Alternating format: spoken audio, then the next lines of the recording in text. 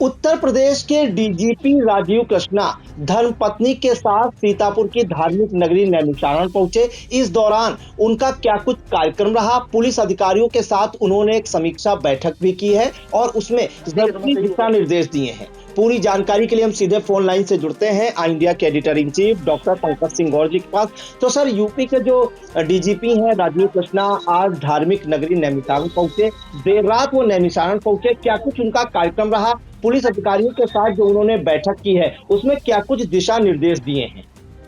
देखिए प्रियांशु, आपको बता दें कि उत्तर प्रदेश के डीजीपी राजीव कृष्णा सपत्नीक मीनाक्षी सिंह, जो उनकी धर्मपत्नी, उनके साथ सीतापुर के पौराणिक स्थल नैमिषारण्य पहुंचे और यहां पर एडीजी सुजीत पांडे भी उनके साथ थे। और आपको बता दें कि उन्होंने राजपत्रित अधिकारियों के साथ एक कानून व्यवस्था को लेकर समीक्षा की और सबसे खास बात ये रही कि पौन घंटे तक समीक्षा बैठक उन्होंने की और जानने की कोशिश की कि ग्राउंड लेवल पर जो योगी सरकार की मंशा है वो क्या उतरती हुई दिखाई दे रही है।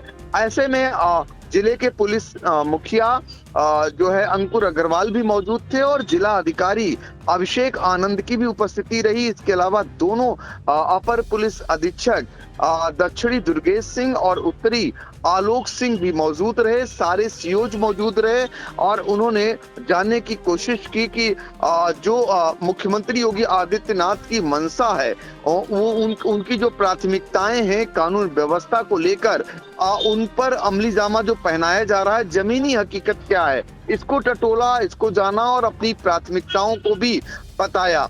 जिनमें सबसे ज्यादा जोर जो मिशन शक्ति थी, इसको लेकर के डीजीपी ने दिया कि मिशन शक्ति अभियान जो 1 माह तक चला है उसके बहुत ही सार्थक परिणाम आए हैं। और साथ ही उन्होंने बताया कि मिशन शक्ति जो केंद्र हैं वो आगे भी चलते रहेंगे प्रत्येक थानों में, ये एक उन्होंने बताया। और साइबर क्राइम को लेकर बड़ी जानकारी दी डीजीपी उत्तर प्रदेश ने और उन्होंने बताया कि साइबर क्राइम को लेकर कैसे हेल्पलाइन डेस्क थानों में खोली गई है। साइबर थाने पहले से ही खोले जा चुके हैं, वो कैसे लोगों को मदद कर रहे हैं, कैसे लोग जो पीड़ित हैं उनकी मदद पहुंचाई जा रही है। ये तो हो गया साइबर क्राइम और मिशन शक्ति का फेज। उन्होंने कहा कि जमीनी स्तर पर मिशन शक्ति 5 फेज जो है उसको और प्रभावी ढंग से लागू किया जाएगा, यही मुख्यमंत्री योगी आदित्यनाथ की मंशा है। और इसके बाद जब पत्रकारों ने पूछा कि बिहार चुनाव को लेकर, चूंकि उत्तर प्रदेश के कई ऐसे जनपद हैं जो सीमा से सटे हुए हैं, इसके लिए वहां सब कुछ शांति रहे, यहाँ से अवैध रूप से शराब वहां न पहुंच सके, ना पैसा पहुंच सके, इसके लिए क्या कदम उठाए जा रहे हैं, तो उसको भी बताया कि प्रभावी ढंग से कदम उठाए जा रहे हैं और ऐसा किसी भी कीमत पर नहीं होने दिया जाएगा। इसका भी उन्होंने जो बयान दिया इस पर भी। और इसके अलावा जो डीजीपी उत्तर प्रदेश है उनके मुताबिक उनका ये कहना था कि जो उनकी प्राथमिकताएं हैं वो भी अधिकारियों को बताई और साथ ही डीजीपी ने जो समीक्षा बैठक पौन घंटे तक की उनमें और कई अहम बिंदु जो थे उस पर भी उन्होंने फोकस किया। ज्यादातर उनका जोर इस बात का था क्या जो वो कार्रवाइयां हो रही हैं वो जमीनी स्तर पर उनका प्रभाव देखने को मिल रहा है, वो जमीनी स्तर पर लोगों को राहत मिल रही है। वैसे भी जो अपराध को लेकर जीरो टॉलरेंस की नीति है और उसके तहत क्या पुलिस के अधिकारी कर्मचारी काम कर रहे हैं, तो ये तमाम ऐसे बिंदु थे। पौन घंटे तक समीक्षा बैठक चली है, तो आप समझ सकते हैं कितना बारीकी से डीजीपी ने समीक्षा बैठक सीतापुर के पौराणिक और धार्मिक नगरी नैमिषारण्य के लोक निर्माण विभाग में की, जहां पर जिले के राजपत्रित अधिकारी मौजूद रहे। और भी तमाम जो समीक्षा बैठक जिन बिंदुओं पर की, जिन सवालों के जवाब दिए, खासकर जब पूछा गया कि पंचायत चुनाव को लेकर पुलिस की क्या तैयारियां हैं, तो उसको लेकर कहा अभी कोई तैयारी नहीं चल रही। यानी कि साफ हो गया कि पंचायत चुनाव अभी उत्तर प्रदेश में दूर हैं, यानी दूर अभी काफी समय है। नहीं तो पंचायत चुनाव को लेकर सभी जानते हैं कि ये बहुत ही बड़ा चुनाव होता है और इसमें बड़ी सारी रंजिशें होती हैं, तो पुलिस को इसमें बहुत बड़ा काम करना होता है, बहुत सारी तैयारियां करनी होती हैं। ऐसे में अभी पंचायत चुनाव बहुत दूर हैं, ये संकेत दे दिया है उत्तर प्रदेश के डीजीपी ने, ये बता करके कि अभी कोई तैयारी पुलिस विभाग की ओर से पंचायत चुनाव को लेकर नहीं की जा रही है। और डीजीपी जो है राजीव कृष्णा ने क्या कुछ बताया, क्या कुछ बयान दिया, उसे भी हम आपको सुनाते हैं। पहले देखिए, माननीय मुख्यमंत्री जी के उनके नेतृत्व में और उनके मार्गदर्शन में जो अपराधियों के प्रति और अपराध के प्रति उत्तर प्रदेश पुलिस की और शासन की ज़ीरो टॉलरेंस की नीति है, इस पर प्रदेश में सभी जिलों में, सभी यूनिट्स में प्रभावी कार्रवाई की जा रही है। और यही कारण है कि जो ऑर्गेनाइज्ड क्राइम है, वो ऑर्गेनाइज्ड क्राइम पर पूरी तरह से अंकुश लगा है। जैसा कि आपको मालूम है कि अभी मिशन शक्ति का अभियान चल रहा है, पूरे प्रदेश में चल रहा है। और मिशन शक्ति में इस बार एक नवाचार ये हुआ है कि यहाँ पर मिशन शक्ति केंद्र स्थापित किए गए हैं प्रत्येक थाने में। ये मिशन शक्ति केंद्र जो हैं, ये केवल महिलाओं के विरुद्ध अपराध तक ही सीमित नहीं है, उनके इन्वेस्टिगेशन तक ही सीमित नहीं है, बल्कि उनके सेफ्टी के लिए, उनके एम्पावरमेंट के लिए और एक ऐसा एटमॉस्फेयर क्रिएट हो जिसमें वो सहजता के साथ सामने आए। जो इस प्रकार के तत्व हैं जो स्कूल कॉलेजेस में छेड़खानी की हरकत करते हैं, उनके खिलाफ प्रभावी कार्रवाई हो। और कुल मिलाकर के एक ऐसा मिशन शक्ति के द्वारा, केंद्र के द्वारा एक ऐसा माहौल तैयार हो जिसमें जो हमारी महिलाएं हैं, बच्चियां हैं, वो कॉन्फिडेंट फील करें और अपनी समस्याओं को सामने लाएं। तो मिशन शक्ति का विशेष अभियान पूरे प्रदेश में इस 1 महीने चला है, इसके अच्छे परिणाम सामने आए हैं। मिशन शक्ति केंद्र ये आगे भी चलता रहेगा, इनके कार्यों में काफ़ी बढ़ोतरी की गई है। जो लीगल सर्विस इनको प्रोवाइड करनी होती है, उसके बारे में इनको दायित्व दिया गया है। जो काउंसलिंग थाना स्तर पर हो, उसके बारे में दायित्व दिए गए हैं। तो कुल मिलाकर के ये एक ऐसी संस्था के रूप में सामने आ रहा है जिसमें थाना क्षेत्र में जो महिलाएं हैं वो सुगमता से सामने आ सकें।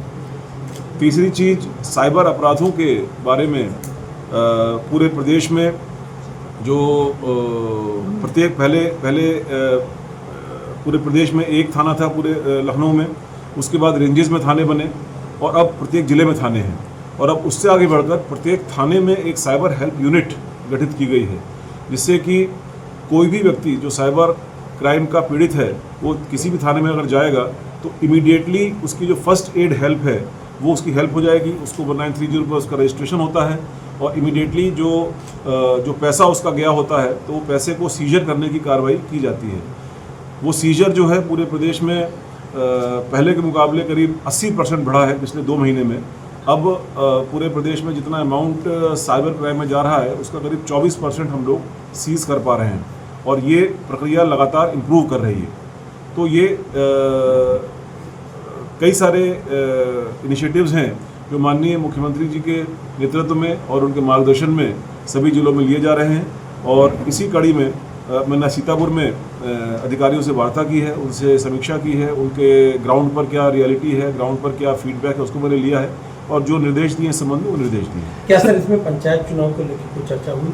अभी नहीं, पंचायत चुनाव की भी डेट्स भी नहीं आई हैं और अभी इसके बारे में कोई चर्चा नहीं। सर बिहार में जो चुनाव है उसको लेकर बॉर्डर्स पे क्या जो डिले है बॉर्डर्स के, उनको लेकर क्या सकता है? बिहार के चुनाव फर्स्ट फेज़ और सेकंड फेज़ के डिक्लेयर हो चुके हैं। उसमें हमारे उत्तर प्रदेश से भी कुछ फोर्स वहाँ पर जाएगा और हमारी कोऑर्डिनेशन मीटिंग बिहार के चीफ सेक्रेटरी और डीजीपी के साथ हुई है और बॉर्डर पर जो आचार संहिता के अनुपालन की कार्रवाई की जा रही है और वहाँ पर किसी भी प्रकार का चुनाव को प्रभावित करने वाला कोई कृत्य ना हो, इसके लिए कार्रवाई की गई है। सर हरियाणा से शराब सबसे बड़ा वहाँ जाती बिहार, सर इसको लेकर क्या आप? वही सीजर की मैंने बताया, कोई भी किसी तरह का कैश हो, सीजर हो, शराब हो या कोई भी इस प्रकार की गतिविधि जो चुनाव को एडवर्सली प्रभावित कर सकती है, उसके खिलाफ कार्रवाई की जाए। सर ग्राम समितियां सर होती जो छोटे स्तर पे जो अपराध रोकती हैं सर, है जो ग्राम समितियां सर भंग पड़ी हुई हैं उनको पुनः चालू करने के लिए क्या योजना सर लागू की जाएगी? सर देखिए, ग्राम समिति, ग्राम सुरक्षा समिति पुलिस का एक अभिन्न अंग भी है और क्षेत्र में सुरक्षा का माहौल प्रदान करने के लिए एक इम्पॉर्टेंट कंपोनेंट भी है। हमारे यहाँ पर ग्राम सुरक्षा समिति तो है ही है, साथ में सी प्लान के नाम से एक उसका इलेक्ट्रॉनिक वर्जन भी है, जिसमें हर एक थाने पर एक ग्रुप बना हुआ है, हर एक ज़िले में ग्रुप बना हुआ है, जिसमें वो लोग जुड़े हुए हैं। और जो पीछे कुछ इंसिडेंट्स हुए थे जिसमें ये जो ड्रोन वगैरह की कार्रवाई, ड्रोन वगैरह के बारे में अफवाह फैलाई गई थी, और उसमें ग्राम सुरक्षा समितियों के सहयोग से जो स्थानीय पुलिस थी उन्होंने काफ़ी अच्छी, प्रभावी और रिजल्ट ओरिएंटेड कार्रवाई की।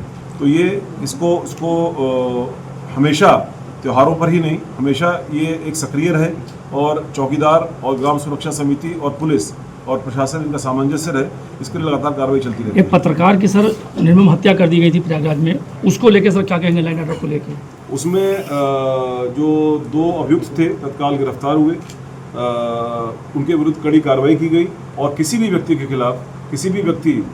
खिलाफ अगर कोई अपराध होता है तो उसमें कड़ी कार्रवाई की जाती है। सर आखिरी सवाल, नैमिष थाना जो है महत्वपूर्ण है, धार्मिक स्थल है सर, नैमिष के लिए क्या निर्देश दिए गए हैं? नैमिष को स्पेसिफिकली कोई अलग से कोई निर्देश नहीं है, जो पॉलिसी पूरे स्टेट में है वहाँ के लिए भी है। नैमिष में क्योंकि धार्मिक पर्यटन, रिलीजियस टूरिज्म ज़्यादा होता है, तो टूरिज्म की दृष्टि से जो अतिरिक्त कार्रवाई जैसे आगरा में होती है, मथुरा में होती है, बनारस में होती है, प्रयागराज में होती है, वो नैमिष में भी आवश्यकता है उसकी।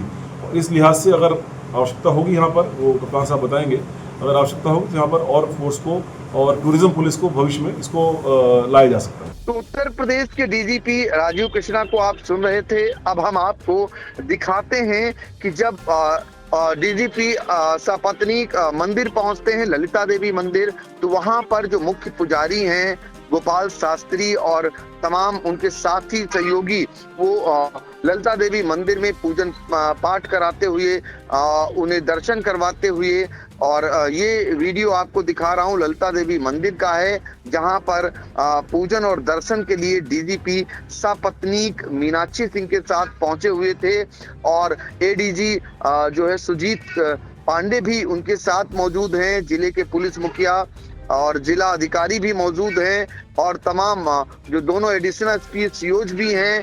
तो ये समीक्षा बैठक नैमिषारण्य में हुई है, और जो डीजीपी हैं उसके बाद थाने भी पहुंचे हैं, ऐसी जानकारी मिल रही है। तो यहाँ पर मिशन शक्ति केंद्र को भी देखा है, जो बताया जा रहा है। तो कुल मिलाकर ये कई घंटे का कार्यक्रम सीतापुर में डीजीपी का रहा है, और जो उन्होंने निर्देश दिए हैं आने वाले समय में उन पर कितना अमल होता है ये भी देखना रहेगा।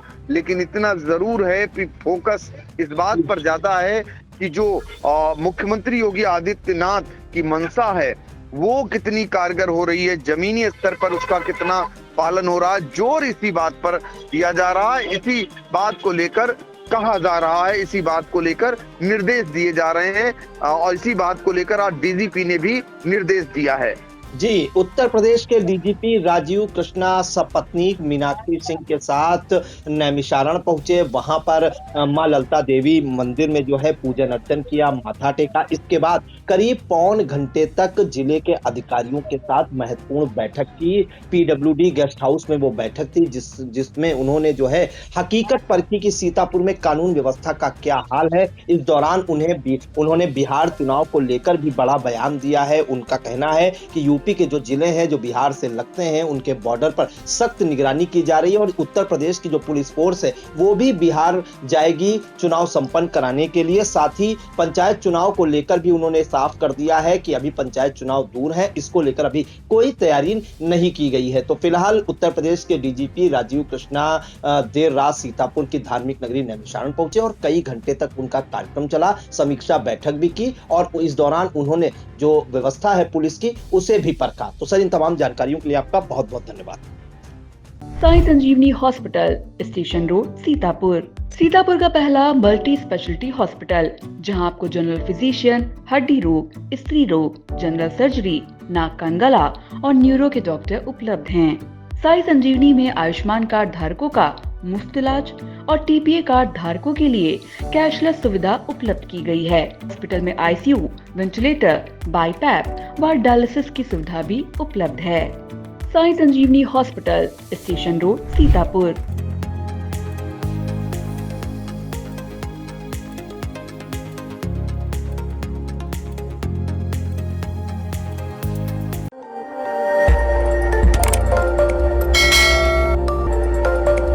खबर आपकी, नजर हमारी। देखते रहिए आई इंडिया।